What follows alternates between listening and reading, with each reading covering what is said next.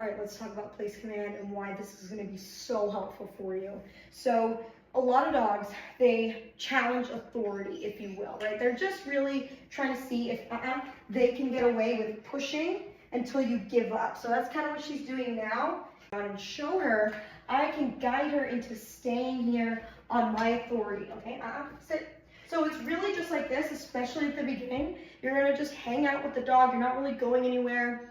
If you're cooking, bringing the place bed close to you, or you're having coffee over there or something, you're doing computer work, you can bring the bed closer at the beginning, but you want to be nearby, okay? Prong collar on, leash on, or slip lead or something like that. You need leverage on the dog, and it needs to be a little bit uncomfortable when they break, okay? So like that, at, place, I'm going to say my marker at or no, and then tell her what I want her to do, which is place and guide her there. So put that pressure on and guide the dog back over there.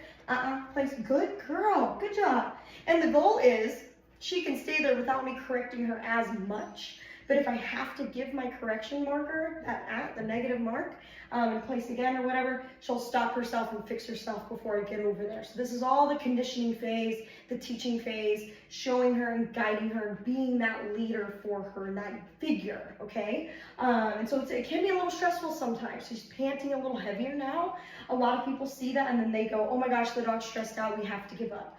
You don't want to do that because it can actually stress them out even more when you're starting to teach them hard things. They go, well, if I get stressed out, someone's just going to give up, and I actually don't have to do this. So you're building resiliency here at the same time, okay? There's a lot going on. Eventually, they will learn to just give in and relax really fast, where they're just like, okay, fine, whatever. As long as you're consistent. If you're inconsistent, that means you're being confusing to the dog, and that can mean like, oh, she broke and I just let it slide, and I'm like, whatever.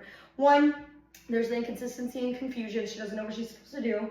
Two, you're going to get frustrated because you're going to be like, why is my dog confused, right? So you just want to be very, very clear. And then we want her to relax, okay? So getting there like this. This is how it happens. We already went on a walk. We already did recalls and all of that. We played a lot inside and in the hallway, doing that kind of stuff.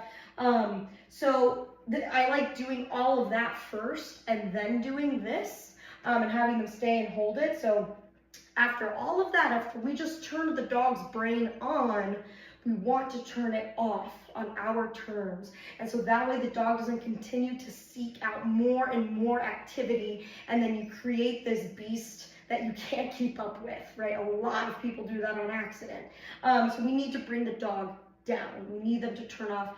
That's where we come in. Yes, the dog might go lay down on their own and do their own thing. That's fine sometimes too. If you have a dog like that, it's not that big of a deal. But you can still incorporate this just to get your leadership and authority into the dog, right? You're like, yeah, we just did all that. Now I'm just going to tell you to go to lay down over here.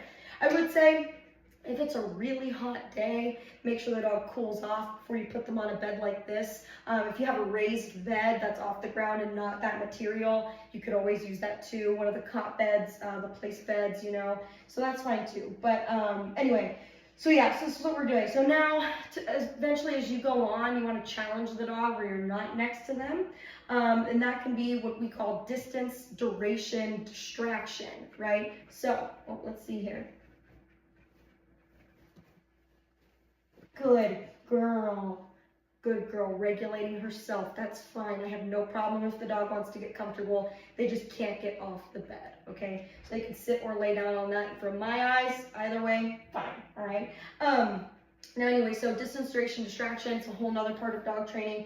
That's where, I might throw a toy and I need her to stay there. I might walk away and get that was distraction. I might walk away to the kitchen and go open the fridge, you know, stuff like that, and then I need her to stay over here. Duration, you can do that right now, right? Which is, hey, I need you to hold this for at least 5 minutes, or until you're relaxed, right? Getting to the mindset that we want. It could be 10 minutes, it could be 15, it could be 30, it could be an hour. So during my board and train program, this is a very similar setup. This is not my house. This is a very similar setup. We have our coffee table, place beds here, TVs here, and I usually eat dinner right here. And so sometimes while I'm cooking, I'll have the dogs down, stay with me, just so I can keep eyes on them and I know what they're doing. Dog has a leash on sometimes, until I can trust them. And then when we're ready to eat, dog is here, nearby, because I want their company. They want to be in my company too. Place. So basically, when we're eating. So then I can do this as well. Very fast, very effective with the training and the conditioning that I'm doing, okay? So a lot of people will eat at their dinner table, but the dog's place bed is like way too far away in the living room for that level right now. The dog's not ready for that. And so then it gets messy and then it's sloppy and the behavior's not quite there. So I have no problem with dogs who are not in command, but they're hanging out here and they're not going after your food. They're not bothering you and your guests while you eat. There are a lot of dogs that don't need place command while you do that, right? But you do have trouble. This is something you can implement. And then I'm going to get into other stuff in a little bit, but this is something you can implement while you eat. Hang out with your dog, teach them to be better behaved around you. You could even have their own dinner and give them their piece of kibble and feed them over there for staying on the bed. That's totally fine. I do that a lot. But anyway, so yeah, so they're not supposed to get off until 3. Okay, keep that in mind. Now something else, dogs who are really naturally very pushy dogs, or dogs who have separation anxiety, right? Those 2 dogs, I definitely think this is a great behavior for them to do because it keeps them away. So separation anxiety keeps them nearby but away. They're not so much in your space and constantly like needing that affection and attention, which can actually make their anxiety a lot worse. So we just go, no, you're gonna be independent. Yeah, we're nearby, you're gonna be independent, right? So it can be really hard for them. This is it's a kindness, right? To teach them to be independent and be okay over here. So really think about that. If you have a separation anxiety dog, I don't want the 2 paws off because I know she's a little pushy with this. Good girl, place.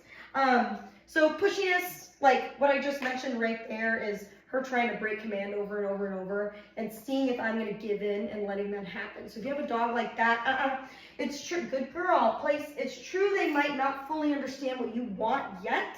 That is true. So, you know, there could be confusion of what's the whole behavior exactly, because humans are very confusing. They love to say the dog knows it, but the dog's actually really confused. She just tends to be a little bit pushy in some areas. So this is good. Head down on there. Great. So I don't want to let her get away with any of that. I'm like, no, very clear. You just push to kind of get off. You're going right back immediately. Okay, so with pushy dogs, it helps them again. Show them, oh, this person has that leverage and authority on me. Okay, all right, fine. So there's that. Yeah, so I think that's most of the topics that I want to cover for this place command behavior. She's doing great right now, relaxing. Her head is, well, was down. So you'll see this back and forth sometimes. They're fighting themselves a little bit here, you know, but yeah, we're just going to hang out. So when she actually relaxes, maybe she'll fall asleep a little bit. I'll let her be for a minute or 2, and then I could probably free her.